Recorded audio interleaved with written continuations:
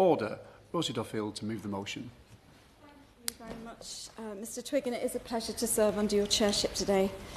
The Equality Act, passed by a Labour government in 2010, protects people from discrimination based on 9 protected characteristics: age, disability, gender reassignment, marriage and civil partnership, pregnancy and maternity, race, religion or belief, sex and sexual orientation.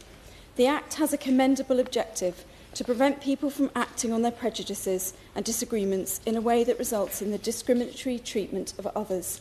It exists not to eliminate difference or ensure conformity, but to foster good relations and tolerance between different groups. Sometimes rights clash, and the very few examples of that clash have played out as publicly, as discordantly as the clash between sex and gender identity. That is, the rights of biological women, and sometimes men, and the rights of those who change their social gender to transition to women. Significant feminist gains have been made in policy and law since the women's liberation movement of the 1970s. These gains include recognition of specific rights and services for women on the basis of their sex, be that hospital wards, prisons, rape services, domestic abuse shelters, lesbian dating sites and clubs, women's health organisations and women's sports teams, spaces that meet our specific requirements as women. These gains are being eroded by the blind acceptance by some, including by policymakers in this place, that anybody who identifies as a woman de facto becomes one. At a time when male violence against women and girls is at epidemic levels in the UK, women's single-sex spaces could not be more important. Our desire to be kind, inclusive and accepting are worthy and valuable human traits. It's this pursuit of tolerance which underpins our law on discrimination. These are... Oh, certainly. Can I commend the Honourable Lady for Canterbury for her stance and her courage and her wise words as well, and put that on record? Does the Honourable Lady not agree that respect is a two-way street, and whilst we should respect someone's belief, we ever been inching towards a place where biblical or questioning a view is taken as an offence, which I treasure, as the Honourable Lady treasures her biblical beliefs? I fight for anyone to live their faith in as much as it doesn't lead to harm or injury. Does the Honourable Lady not agree that this is the approach the government must take as well? Thank you, Mr Twigg. Thank you very much to the Honourable Member from Strangford for his point, and I agree that all of those should be protected, and are in fact protected under the law. Our desire to be kind, inclusive and accepting of worthy and valuable human traits is this pursuit of tolerance which underpins our law on discrimination. These are essential in a pluralistic democracy where we can acknowledge, navigate and respect our differences. Yet there has become a tendency in polarised debates, particularly around sex and gender, to treat holding an opposing belief from one's own as not merely a point of disagreement but as a moral defect in the person to whom one disagrees. This is so clearly demonstrated by the terms that have been used for women who think that our biological sex matters, that it is a material reality that can't be changed, and it's entirely different to gender identity, gender-critical women like me. Nasty, puerile terms, many unrepeatable in this place, but often repeated ad infinitum across social media. Bigot, Nazi, fascist, TERF, which is trans, exclusionary, radical, feminist, are just some examples. Extreme, nasty, certainly. Thank you, Chair. Thank you to my honourable friend. I wonder if she is aware of the case of my constituent, Ros Adams, who was employed as a counsellor and support worker at Edinburgh Rape Crisis. She was investigated for potentially transphobic views, having asked how she would respond to a women's service user who asked the sex of a support worker who identified as non-binary. Does the honourable member agree that the targeting of women of gender-critical views in turn targets women advocating for women's services, especially for women survivors of rape and sexual assault?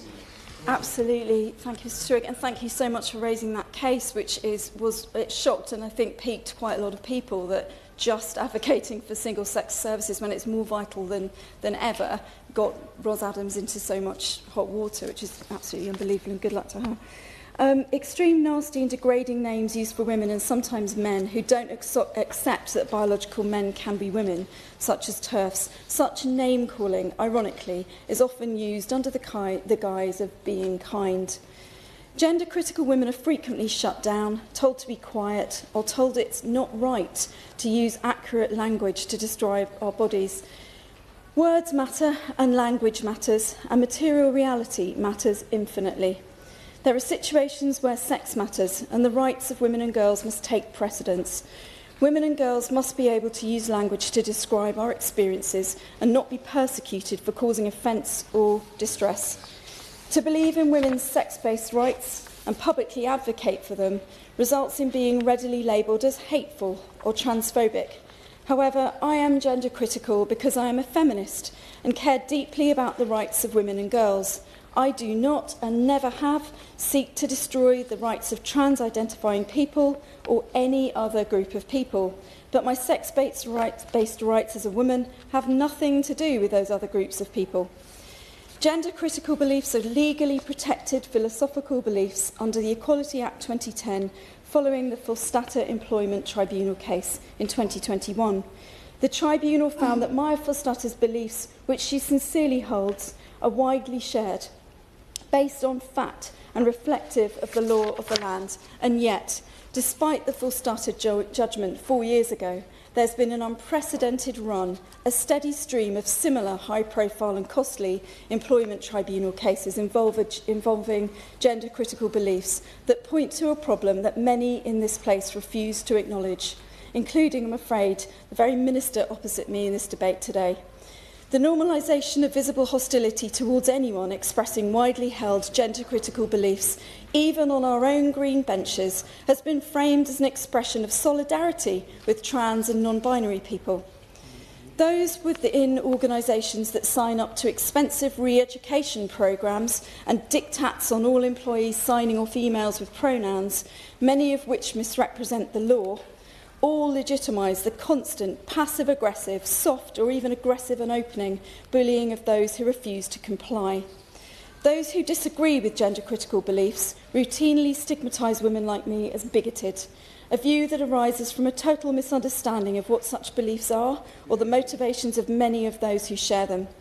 The social and financial costs of voicing gender-critical beliefs and challenging assumptions in their workplace mean that many are afraid they cannot afford to speak up. And day after day, people who raise concerns about boundaries, single-sex spaces such as changing rooms, are still being disciplined, dismissed and hounded from their workplaces. Two such cases currently attracting huge attention are those of the Darlington nurses and Fife nurse Sandy Peggy. Their tribunals have brought the clash of rights into sharp relief. Few people reading that when adult female nurses challenged their employers to stop biological men changing in the women's changing room could believe that they were disciplined. I have yet to speak to a single British voter who believes a man should have whatever access he desires to spaces where women are getting dressed or undressed for work.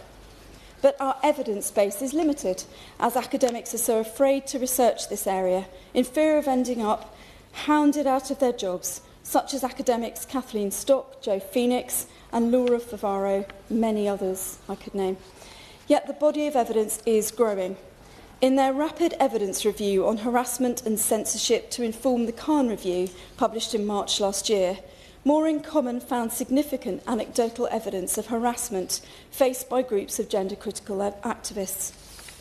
Gender-critical people face outsized levels of harassment in their everyday lives, leading to self-censorship at a scale which should alarm anyone who believes in liberal democracy, including gender-critical MPs who have yet to speak up in public. Gender-critical people face severe consequences of engaging in the debate, which can range from social ostracisation to loss of employment and loss of livelihood. All of this for holding three core beliefs: that women, adult human females, are materially definable as a class of human being, that women are culturally, legislatively and politically important with our own set of needs, rights and concerns, and that women have the right to meet and discuss freely that which affects our lives profoundly. Certainly. I'd like to take the opportunity to also acknowledge the bravery of the Honourable Lady in standing up for what she believes in. And does she agree with me that there is a wider political danger to all this form of indoctrination and extremism about gender and sex? And that is that if the only people in politics who are prepared to speak out about it are extreme right-wing movements, then it is actually pushing ordinary people in the direction of political extremes when mainstream politicians are too afraid to say anything. Thank you so much for raising that point. It's so important. I mean, just me speaking up as a left-wing member of the Labour Party, I've been called a reform member, all kinds of the names that I've mentioned in here, and it's been suggested that I join a right-wing party. Yet, actually, an awful lot of the articles I read agreeing with me are in the Morning Star. I think people don't really listen to the kind of ideology behind our beliefs and why we speak up for the rights of working women, which is what the Labour Party was founded to do. So I thank him very much for raising that point. We have a duty in this place to ensure that people who hold these beliefs are given the respect they're entitled to. We need to find a workable solution that respects everyone's beliefs and protected characteristics. I'd like to finish by paying tribute to the brave and incredible women, all who know that only women have a cervix, and some men who have stood up to their hounders at great personal and financial risk to themselves. Maya Forstater, Alison Bailey, Jo Phoenix, Rachel Mead, Ros Adams, Denise Farmy, Eleanor Francis, Almut Gaddo, Laura Favaro, Amelia Sparrow, Jenny Lindsay, Kathleen Stock, Rosie Kay, Selina Todd, Rosa Friedman, Lizzie Pitt, and my dearest turf friends, Jo Rowling, Suzanne Moore, and Supreme Shiro pioneer Julie Bindel. These women are just the tip of the iceberg. I was elected on a manifesto pledge to make the country work for working people. These are the working people who are being persecuted for their legal and respectable beliefs. They continue to be let down by cowardly leadership. I've been hounded, harassed, sidelined and briefed against by a party now in government. It's time they got to grips with this issue, perhaps by following the lead of the incredibly brave women I've referenced here, and the unsung foot soldiers who fight for women's rights in the workplace the world over. Thank you.